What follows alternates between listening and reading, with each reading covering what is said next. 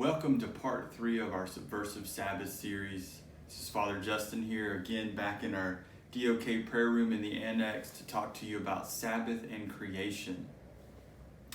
Now, many of us, we've walked through this book. We've Sabbath for us, Sabbath for others. Now we're on the Sabbath for creation. And we're kind of building this momentum.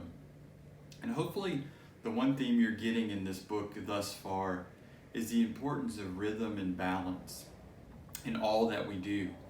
And that rhythm and balance has an effect on so many other things in our lives. Of course, in the first part of the book, we really talked about how it can help us if we're struggling with workaholism, help us with deepening our relationships with others, finding meaning in life, finding that connection back to the Creator who created us and loves us, that Creator who created Adam and Eve and rested with Adam and Eve in the garden at the very beginning, on into Sabbath for others and thinking, and what I talked about in the last video, and I might have been influenced by the fact that I had a bunch of family sitting in my home at that particular time. But that very thing, those relationships that are close to you, how are we nurturing those? How are we breaking some cycles, grounding ourselves in God and God's love for us and letting that love permeate into our close relationships? Of course, maybe starting with our immediate family and then into our close friends and then out into the community. And even taking that a step further, imagining the decisions we make today, whether to go to a store or not, or support this holiday or not, that has impact on others who have to be there to serve us, to help us, to assist us. And of course, and this is why Subversive Sabbath is entitled Subversive Sabbath. Again, it's subversive because most of us, when I made that statement, if not for a moment in our mind, thought, well, they're getting paid. That's their job. They signed up for that. True. Totally true. However, we as Christians, I believe, have to take a step back and look at the broader scope of our lives and the world in which we operate and say, is this reflecting what God wants us to do? Where are we compromising our Christian values to support something else? I've realized as I get older, life is a series of compromises. There's one compromise after another. And maybe that's good and maybe that's bad. It's just what I've noticed. And maybe you've noticed the same thing. And that's all the more clear when I think about Sabbath for creation. When it comes to the environment and breaking the rhythms of the environment, we make compromises all the time. We might say, well, I recycle or I compost, and then we do something else that doesn't help the creation flourish. And really, let's just back up for a second. What Swoboda's doing is he's leaning on actually a deep biblical tradition. If we go back through scriptures, go back to the Old Testament, in a very agrarian society, there was a real important precedent on letting the land rest. There was also a reality that they needed the land to have the food, to raise the food that they needed to survive. Like there was a real sense of balance, and you can see that throughout human history, and even today with farmers who are very tuned into the land, and they know how important the soil, the land, water, all of that is, and the effects of any kind of invasive pollution, we'll call it. That could be pollution created by us or an invasive species that moves into an area.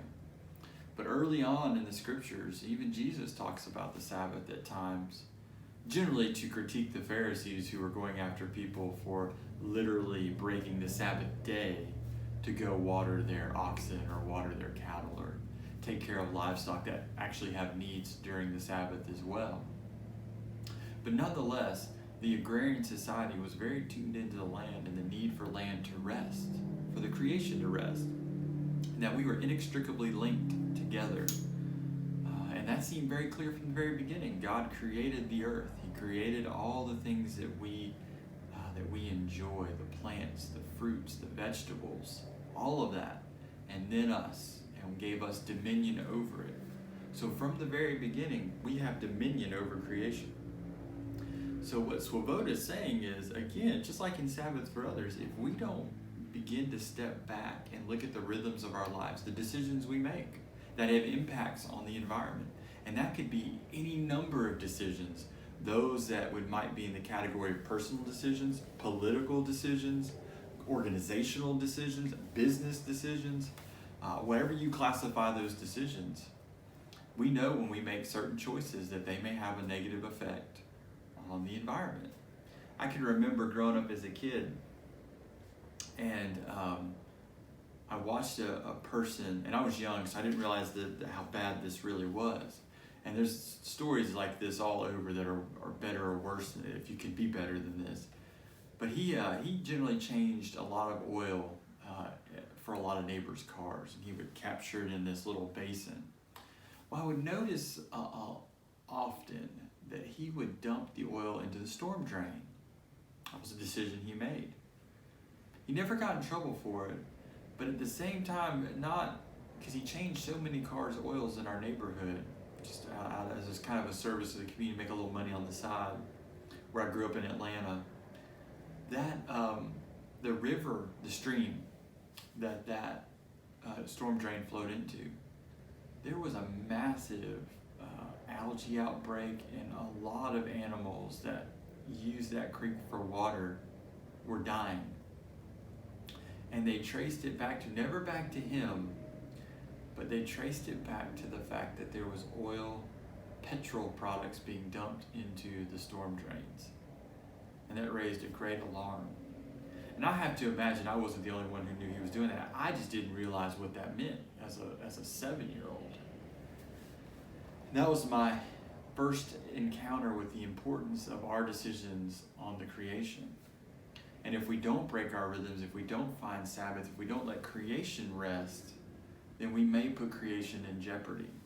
And so Voda uses this great metaphor very early on in this part of the book. And he quotes from another author who talks about Matthew Sleeth, who's a doctor who writes 24/6, which is another book about the importance of Sabbath in our lives. And he talks about looking at an x-ray when he was a resident. Matthew Sleeth was a resident looking at an x-ray, and his attending, supervising physician said, "What do you see?" And he was so concerned in seeing everything that he never noticed what was not there. And this person was missing their left clavicle because it had been eaten up by cancer. And I think we have that responsibility to look out and say, what's not there? What's missing? What does Sabbath provide in terms of our creation, our environment? By us choosing Sabbath, what can we do to lift up the creation and support it? Because we need it just as much as it needs us. We were given dominion over it for a reason. And how do we continue to grow as a humanity, grow as children of God, and use our resources rightly, as our prayer book says, also acknowledging how we stress and strain the creation by choices that we make, no matter how positive we think those are. And I think we have to stop and ask ourselves that. We have to stop and wonder about that. So perhaps in your study group you can ponder creation. When's the last time you took a stroll and really noticed the plants and animals? When's the last time you took a stroll and noticed something missing that you had noticed before? How often do you see those things that are missing? What about the environment? What about creation care strikes you, encourages you, excites you? What's your part in that? I think these are all great questions as we think about Sabbath, not just for ourselves and not just about a day, but resting in God, the God who loves us, the God who created us, and the God who gave us all of this wonderful creation for our betterment and for our use.